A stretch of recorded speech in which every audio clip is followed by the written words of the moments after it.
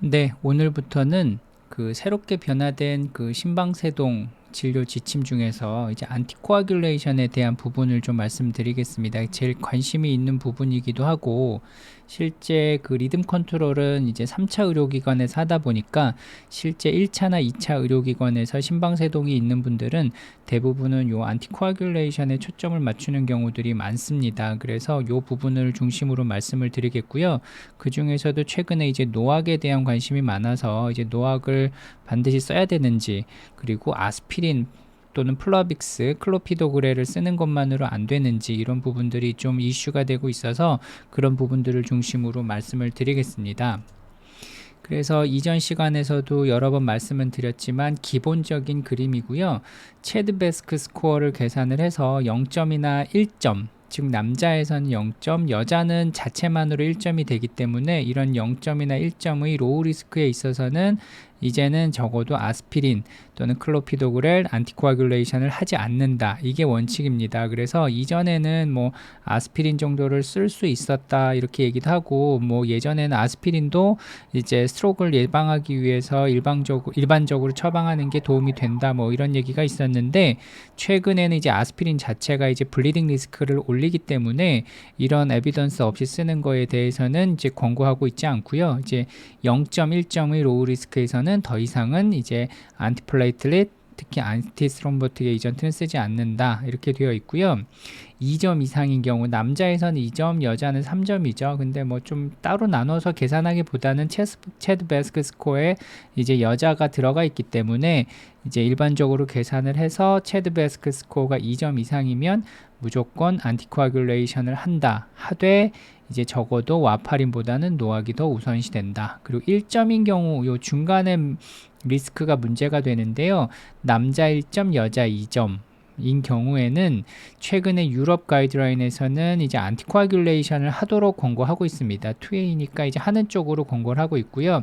우리나라에서도 아직까지는, 그런데 이제 보험 기준이 1점에서는 커버가 안 되기 때문에 아직까지는 한계가 있지만 원칙은 알고 계셔야 됩니다. 그래서 유럽이든 이제 가이드라인에서는 이제 체드 베스크 스코어 1점에서도 안티코아귤레이션이 원칙이다. 그래서 예전에 비해서 달라진 지침이라 하면 항응고 치료만 하는 경우 고려하는 것으로 권고한다 라고 되어 있습니다. 즉 1점인 경우에 예전에는 아스피린을 써도 되고 뭐 안티코아귤레이션을 해도 되고 이렇게 중립적인 애매한 위치였는데, 2018년 유럽 가이드라인에서부터는 말씀드린 대로 항응고 치료만 권고하고 있습니다. 그래서 체드 베스크 스코어가 1점인 경우에도 원칙은 안티코아귤레이션을 하는 거다. 하지만 우리나라에서 보험 기준에서는 아직까지는 커버가 되지 않고 있기 때문에 조심스러운 부분이 있고요.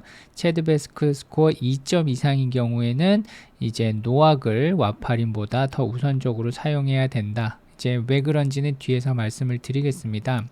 그래서 심방세동은 이렇게 심전도를 가지고 진단이 되는 거 다 아실 거고요. 이제 QRS의 이제 간격이 불규칙하고, 이런데 보시면 이렇게 이제 이레귤러한 리듬을 보일 때 우리가 API를 진단할 수 있습니다.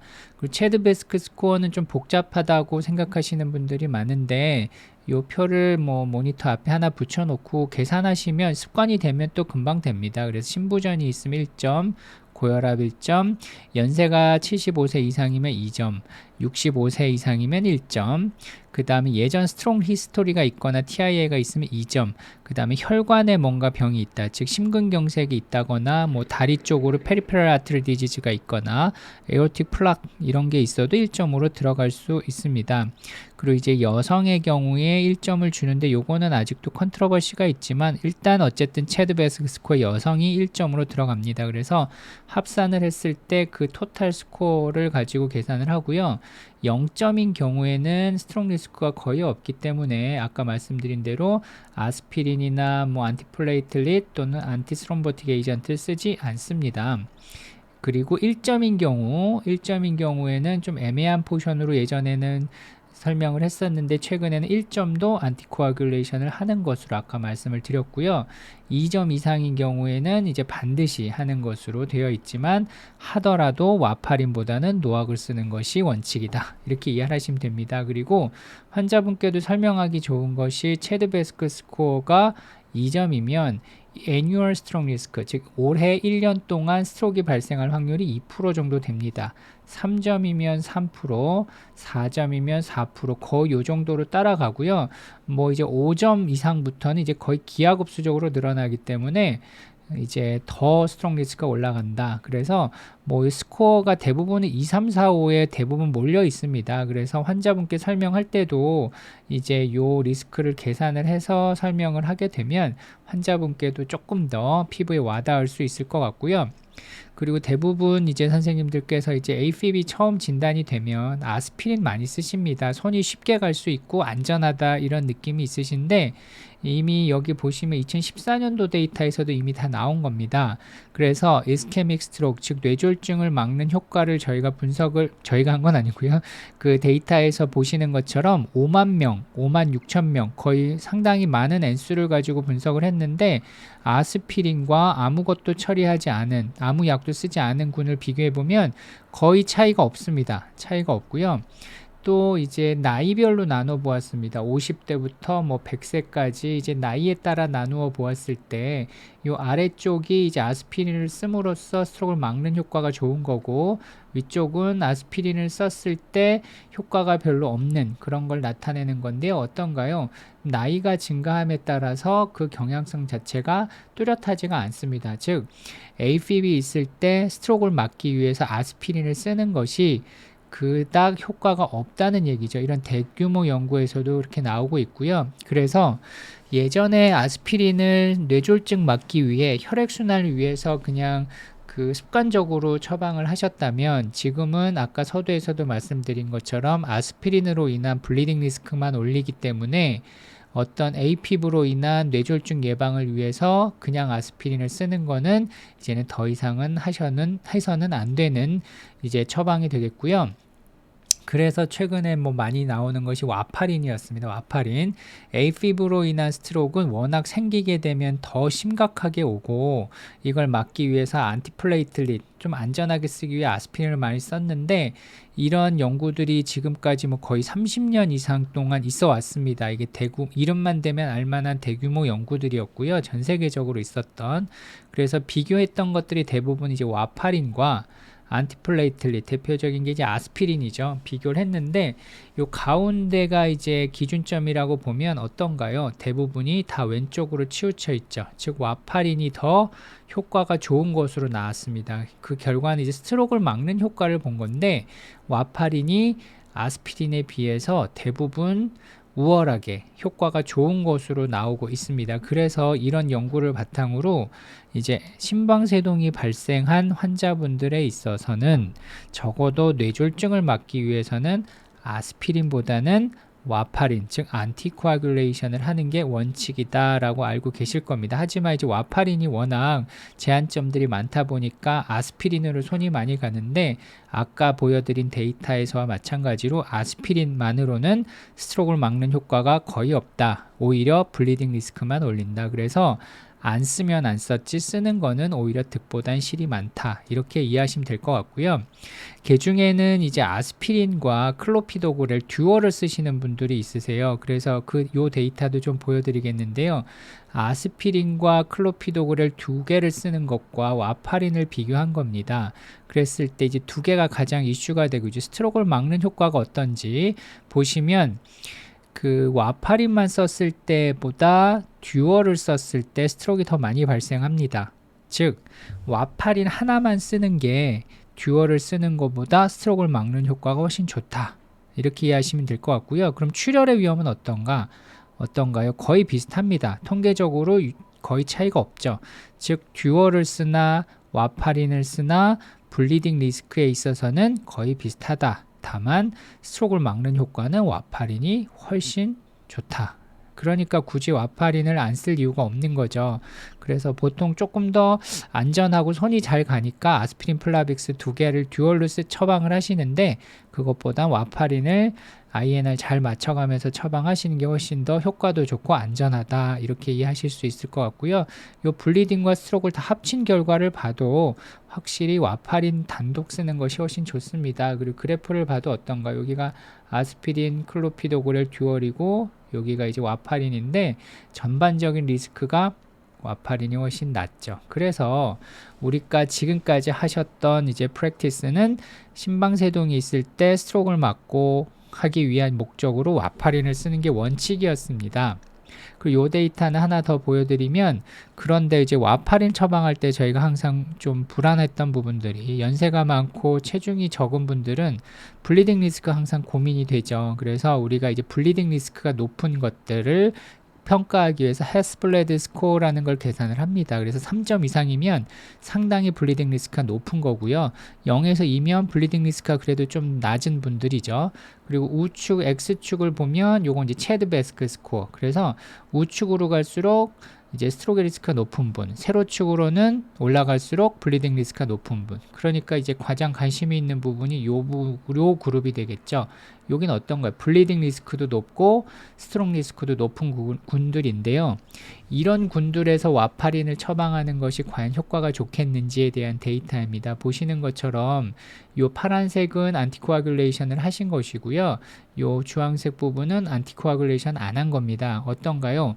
이제 리스크가 확 벌어지는 걸 볼 수 있죠. 이런 하이 리스크, 블리딩 리스크가 정말 많은 분들에 있어서도 와파린을 처방하는 것이 하지 않은 군들에 비해서 스트로크도 막는 효과가 좋고, 오히려 블리딩으로 인한 이제 블리딩 리스크를 상쇄하는 효과까지도 있는 거죠. 그래서 뭐 다른 군들은 당연히 말할 것도 없고요. 당연히 말할 것도 없는데, 우리가 처방하는데 가장 꺼려되는 이제 블리딩 리스크가 높은 그룹에서조차도 심방세동이 있을 때는 와파린을 처방하는 것이 스트로크를 막는 효과가 훨씬 크기 때문에 일부 블리딩을 상쇄하는 효과까지 있다. 오히려 이 간격이 어떤 거예요? 다른 그룹에 비해서 더 넓은 걸 볼 수 있죠. 그래서 이제 와파린을 심방세동 환자에서 스트로크를 막기 위한 목적으로 처방하는 데는 제론의 여지가 없습니다. 하지만 와파린이 여러 가지 문제가 있어요. 그 세라피틱 레인지라고 이제 약을 먹으면서 INR 조정을 하는 그 간격이 너무 좁고요.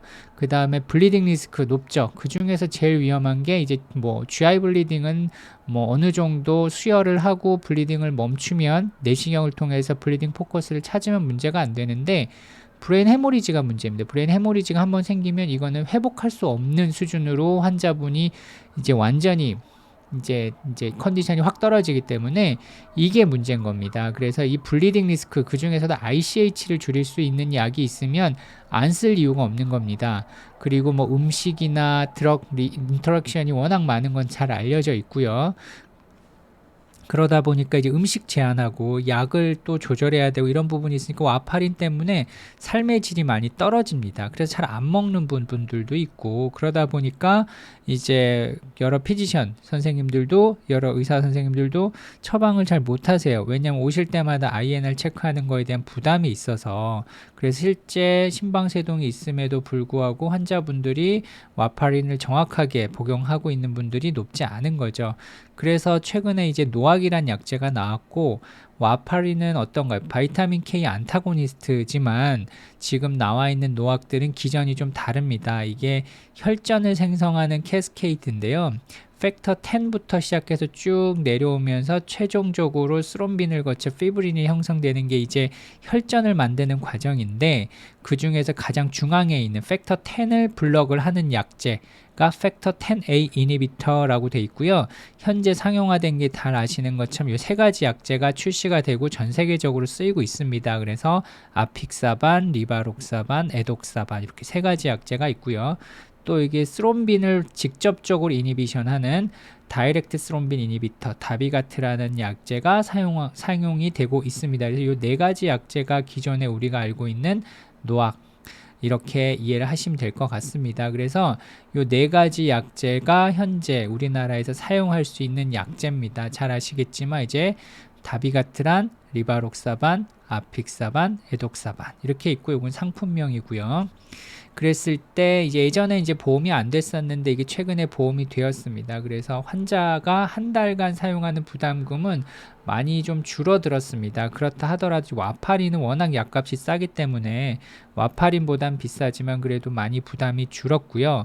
그 다음에 다만 이제 하루에 몇 번 복용하는지에 대한 좀 이해는 하셔야 됩니다. 환자분들도 약을 쓸 때 컴플라이언스도 고려하셔야 되기 때문에 그렇고요. 그래서 엘리키스나 프라닥사 같은 경우에는 이제 2번, 자렐토는 1번, 그 다음에 이제 하나 우리가 릭시아나 하나 빠졌는데 릭시아나는 이제 1번 60ml 또는 30ml 두 가지 제형이 있는데 이건 한 번 쓰는 걸로 되어 있습니다. 약간 환자 부담금은 거의 비슷하실 것 같고요. 그리고 이제 대표적인 이 노악들의 스터디 정도는 이제 알고 계셔야 되는 부분들이고요. 그래서 요거는 다비가트란, 요거는 아픽사반, 요거는 리바록사반, 요게 에독사반 이런 식으로 대규모 스터디들이 다 있고요.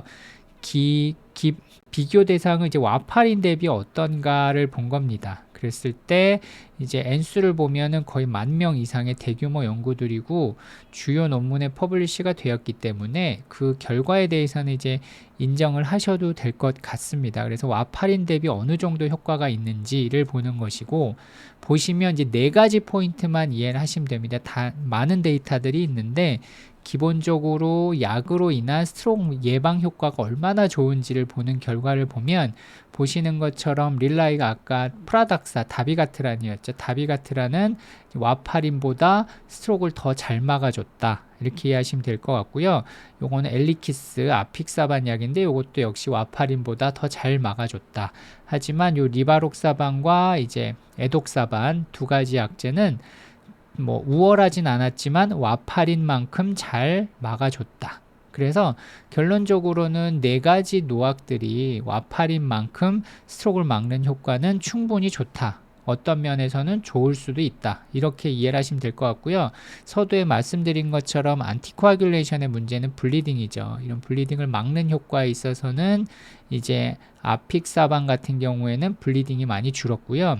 에독사반 이제 릭시아나 같은 경우에도 역시 블리딩을 많이 줄이는 것으로 되어 있습니다. 그리고 리바록사반이나 다비가트란 같은 경우에는 블리딩이 와파린과 거의 유사했다. 이렇게 보시면 돼요. 근데 여기서 메이저 블리딩은 모든 블리딩 다 합친 겁니다. 그래서 뭐 GI 블리딩부터 시작해서 수혈을 해야 될 정도의 블리딩이 있는 경우 다 합친 거고요.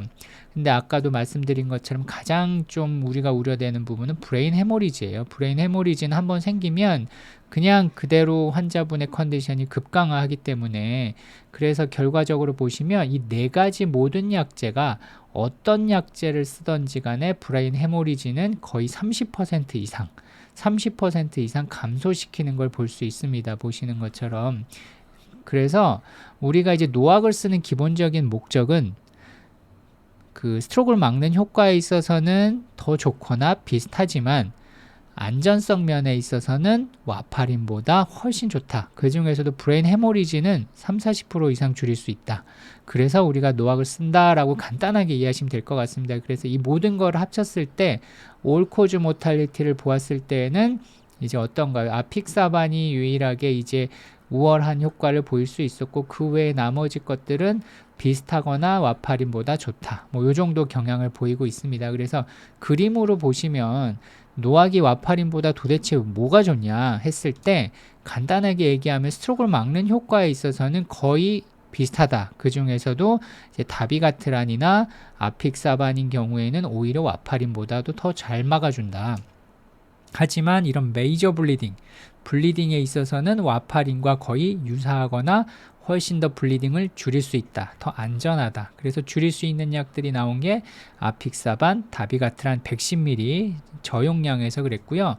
가장 중요한 거는 이제 브레인 해모리지를 줄일 수 있는 데 있어서는 모든 약제, ICH에 있어서는 어떤 노악을 쓰던지 간에 와파린보다 다 브레인 해모리지를 줄일 수 있었다. 그래서 안전성을 믿고서 우리가 노악을 쓴다라고 이해를 하시면 될 것 같습니다.